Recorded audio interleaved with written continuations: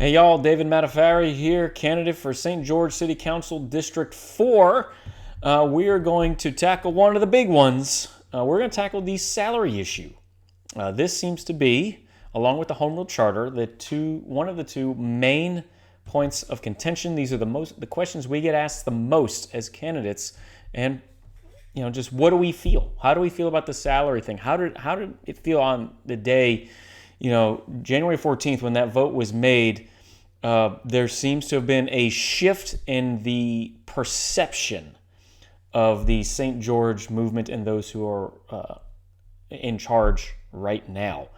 And I want to preface my conversation with you all today that I'm going to make this a little more conversational, a little longer form. I'm actually drinking a little bit of rum. It's later in the afternoon, so if you want to join me, go ahead. But I think this is an issue that I really wanted to speak through it slowly, and so I can help y'all understand where I come from and where I think we can go with this issue to gain the trust of the citizens of St. George going forward. So it's hard to talk about the salary issue without talking about the Home Rule Charter, which I'm going to do like I said, I'm going to do another video on that. But I think what's happening is that I think we're doing things too fast. And that's not to say that, I know we've already lost 4.5 years with the case taking as long as it did. But that being said, there's no reason to try and see if we can catch up to the years that we lost. We only have one way, one chance to get this right, to be the great city St. George can be, to be a 21st century city that's accountable to its citizens. And the creation of the Home Rule Charter taking only so long, 8 or 9 weeks, and then getting on the ballot and then turning around, then we have to start talking about salaries. It made the conversation about salaries very difficult because, again, we're trying to do something that's never been done before. It's creating a Home Rule Charter that sets the responsibilities of the government, and then we have to set what those people are going to be paid, and we don't even know exactly how it's going to work yet, how those salaries should be paid.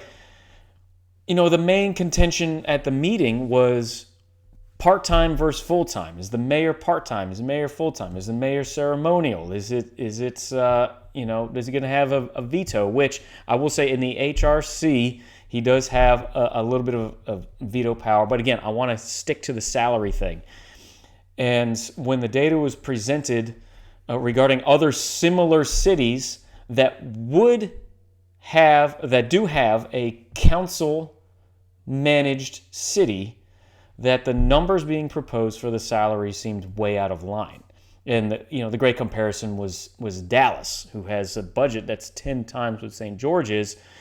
And as it stands today, if the HRC is approved, then the mayor of St. George will be making twice as much as the mayor of Dallas.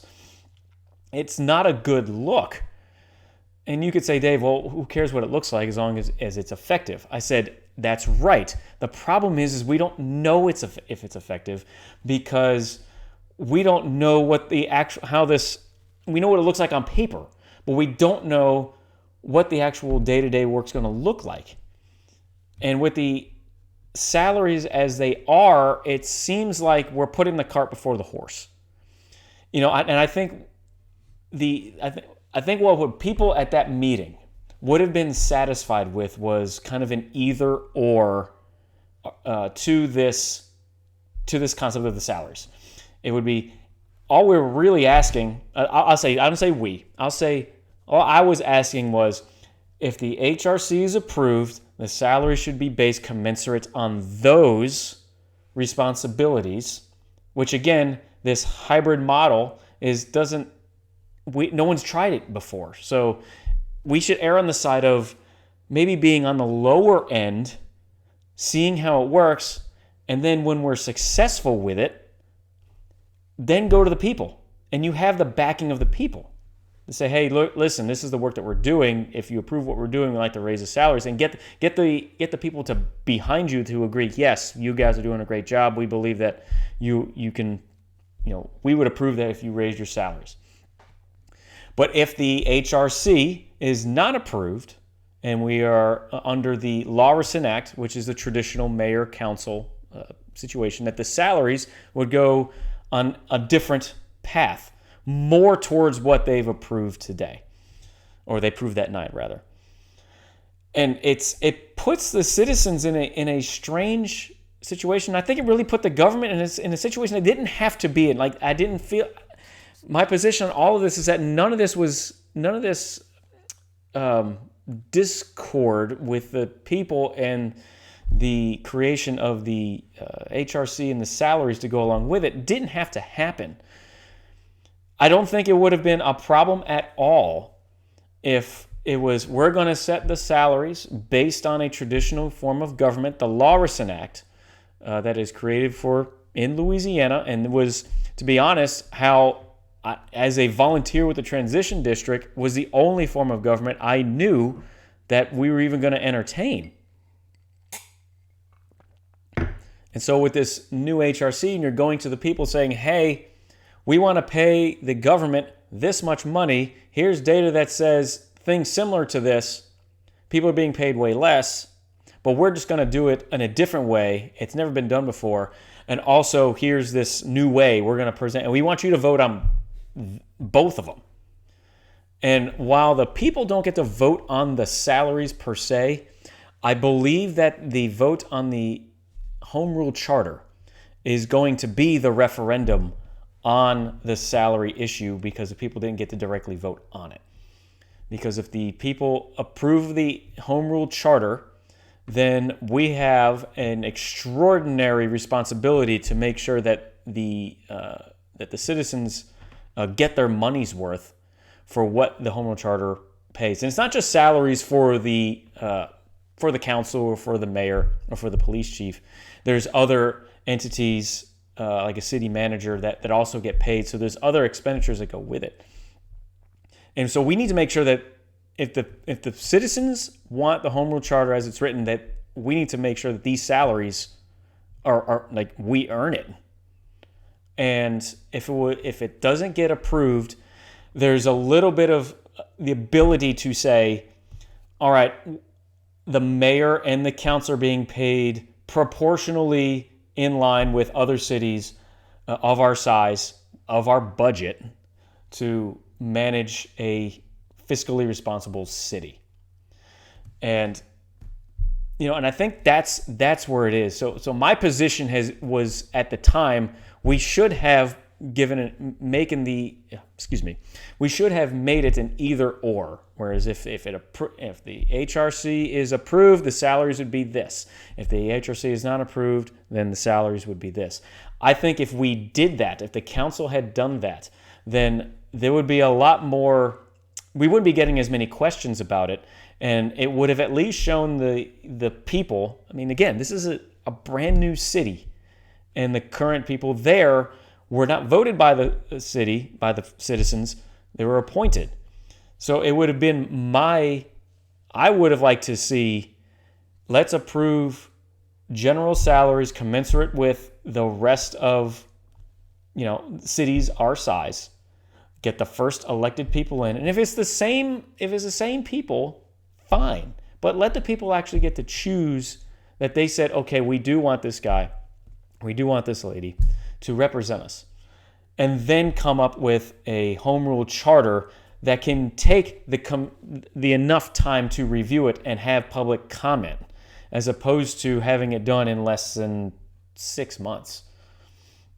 From what I understand, it was the meetings and everything took, it was probably 3 months that the HRC was created, and of course it was put on the ballot. I would have liked to have seen the salary set at a normal level that was not offensive to the citizens of the city, and then let the new council, the elected council, create the HRC. And then if there was a change in the in the salaries that wanted to go along with it, the people would at least have had a baseline to start with and then know if they wanted to do that or not. So that is my opinion. That is my belief on these salaries. Sometimes they say, I will say that there was an argument at the meeting that we need to have the salaries higher to attract better candidates. And I'm glad I remembered this because I did want to answer that, because I believe that is I think it's a backwards way of thinking about public service. And this is what I mean. Anybody who joins public service, and I'm going to put myself in this category because it wasn't until after that meeting that I really had a strong feeling about even running for this seat in District 4. The money should not be the reason, one of the carrots, to get someone to run for a seat. And now this is a multi-tentacled explanation I'm going to give you right now. Does it take time? Yes. I have learned that through this campaign, that there is a lot of time. Just the campaign takes a lot of time and mental energy to put forth. Though public service is exactly that. You're doing something. You're giving of yourself for the greater benefit of the public, and you are willing to put yourself to be that conduit for the citizens to get their will done. And it doesn't make, when you start to see about other cities where other councilmen and other mayors, like some of them don't get paid at all, or some of them are paid $800 a month.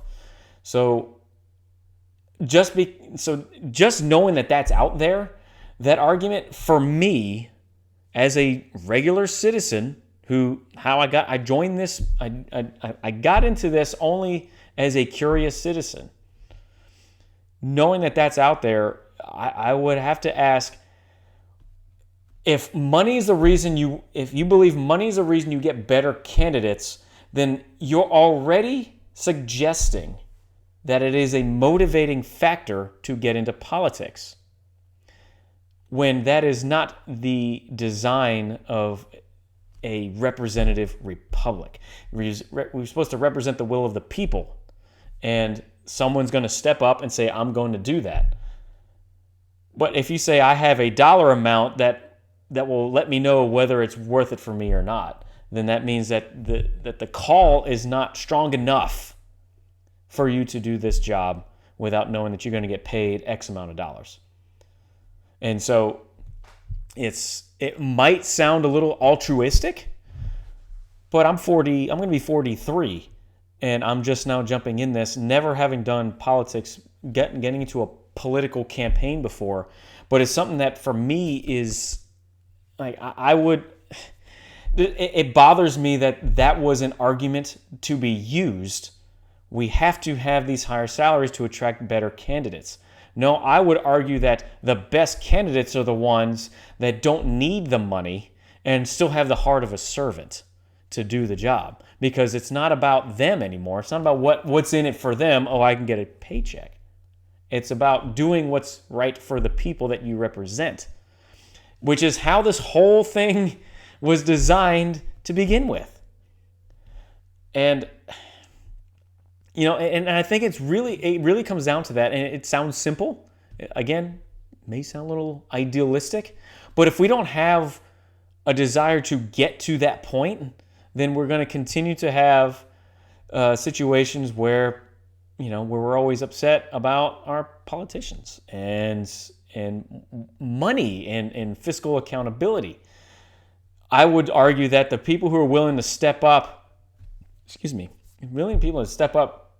for a little bit of money are going to be the better candidates for anything.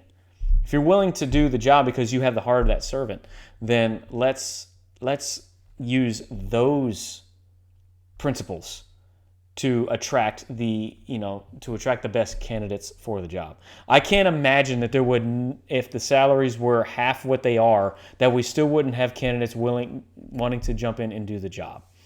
because there are enough people that have a passion for what St. George can be, myself included. And it's not about, it wasn't the salary that attracted me to run for this seat, especially after I just spoke against them. And so I wanted just to make sure that argument of we need to pay more to get better candidates, when you start to think about it in a very principled, heart of a servant, public service, what that actually means, it should not be something that anyone should use as a consideration to run for office. Thank you all for watching. This has been a sticky issue since the campaign, really since the meeting on January 14th. This plus the Home Rule Charter they both have been the top two questions that we get asked, and there are nuances with it. And so it's not enough to be able just to say, well, I'm for something or I'm against something. I think true public discourse requires us to think and talk through why we believe how we believe, but also to offer solutions. And I've never been one to really complain about something without offering a solution or just asking questions. And this is something that I'm asking of you, the citizens of St. George, is that ask the questions. Continue to ask the questions. I welcome it. I like the engagement. I like responding to comments. I am not going to stop doing what I'm doing right now. I'm going to continue doing videos. I'm going to continue to meet with you, and I'm going to continue to talk to you about these issues that matter to you, which right now during this campaign is the salary issue and the Home Rule Charter. I will be doing a video on the Home Rule Charter. Again, a very nuanced conversation, but I think you might enjoy. I have a little bit of a different take than most of the other candidates on where I'm coming from on the Home Rule Charter. And so I hope you guys will stick around in the next couple of days, and I will have that video out for you guys soon. Thank you very much, and I'll see you next time.